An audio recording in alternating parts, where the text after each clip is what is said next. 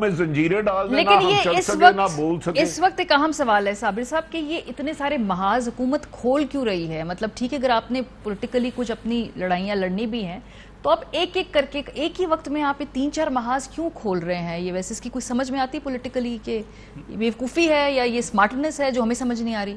نہیں بہت اچھی ان کی اسٹریٹجی ہے. اچھا اس وقت دیکھیں نا آپ ایشوز ٹی وی پہ کیا چل رہے ہیں. پہلے میڈیا ڈیولپمنٹ اتھارٹی آیا جی، پھر الیکشن کمیشن آف پاکستان کا بھی چل رہا ہے، اب چیئرمین نیب کا آ گیا.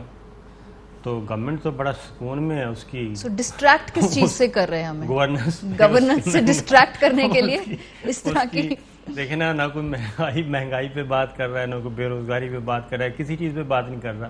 ٹھیک ہے، اور انہوں نے، میں یہ سمجھتا ہوں کہ ان کی بڑی سمارٹ موو ہے، تو یہ ان کو داد دینی چاہیے کہ پی ٹی آئی اب سمجھدار ہو گئی ہے کہ کس طریقے سے انہوں نے ساری ڈیبیٹ کو اپنی مرضی کے مطابق انہوں نے موڑنا ہے. لیکن اس پہ ان کی کوئی تعریف نہیں ہو رہی ہے، ان کو تنقید ہی ہو رہی ہے. وہ تنقید بھی ٹھیک ہے، یہ تنقید عام آدمی کے لیے تو مسئلہ نہیں ہے، یہ تو ہمارے ذرا اوپر دانشوروں کے لیے مسائل ہیں کہ جی یہ الیکشن آف پاکستان کے ساتھ کیا ہو رہا ہے. لیکن الیکشن کمیشن آف پاکستان کے ساتھ اب ہر کوئی اپنے اپنے ووٹر کو، الیکشن ایئر چل رہا ہے نا، نیکسٹ ایئر الیکشن ہے، تو اس میں ہر کوئی اپنے اپنے ووٹر کو اور سپورٹر کو ایڈریس کر رہا ہے، اور ان کا ٹارگٹ میں یا آپ نہیں ہے. ٹھیک ہے، ان کا ہے آڈینس، ان کی جو ہے اپنی کانسٹیچوئنسی کو ایڈریس کر رہے ہیں، حلقہ نیابت ان کے ووٹرز ہیں، اور اس کے مطابق وہ کہہ رہے ہیں کہ الیکشن کمیشن آف پاکستان میں ان کی بہت اچھی ہے. ہم دیکھیں فری اینڈ فیئر الیکشن چاہتے ہیں، الیکٹرانک ووٹنگ مشین چاہتے ہیں، لیکن یہ اپوزیشن جو ہے وہ مان نہیں رہی. اور اسی طریقے سے اب چیئرمین نیب کا معاملہ دیکھیں. Chairman NAB P T I نہیں لے کے آئے تھے جی، یہ شاہد خاقان عباسی صاحب اور پیپلز پارٹی خورشید شاہ صاحب، یہ پیپلز پارٹی اور مسلم لیگ نواز. اب اس پہ یہ کہہ رہے ہیں کہ ان کو ایکسٹینشن ملنی چاہیے، پی ٹی آئی والے، P T I re appointment. اس کے بعد آپ آ جائیں چیف الیکشن کمشنر، اس کو یہ خود لے کے آئے ہیں. ان کو کہہ رہے ہیں ان کو مستعفی ہو جانا چاہیے، ریپلیس کریں ان کو، یہ گھر جائیں اور ان کے خلاف ہم کارروائی بھی کر سکتے ہیں. تو اپنی مرضی یہ موٹا موٹی بات تو بھٹی صاحب یہ سمجھ میں آ رہی ہے. ویسے اس ملک میں اب کسی بھی ادارے کی کسی بھی قسم کی جو اگر آپ دیکھیں پولیٹیکل ہسٹری، تو خود جو لے کے آتے ہیں بعد میں پھر ان کو ہٹانے کے لیے بھی خود ہی پھر لابینگ کرتے ہیں یا کسی اور کو. یہ ویسے بڑا ہسٹری پاکستان کی، آپ کسی بھی ادارے کے حوالے سے پرزم سے بات دیکھ لیں. اچھا ماریا، ایک تو بلی معصوم کبوتر آنکھیں بند کر لینا تو بلی اس کو کھانا نہیں چھوڑتی. جب تک بیوقوف اور لالچی لوگ زندہ نہ ٹھگ بھوکے نہیں مرتے.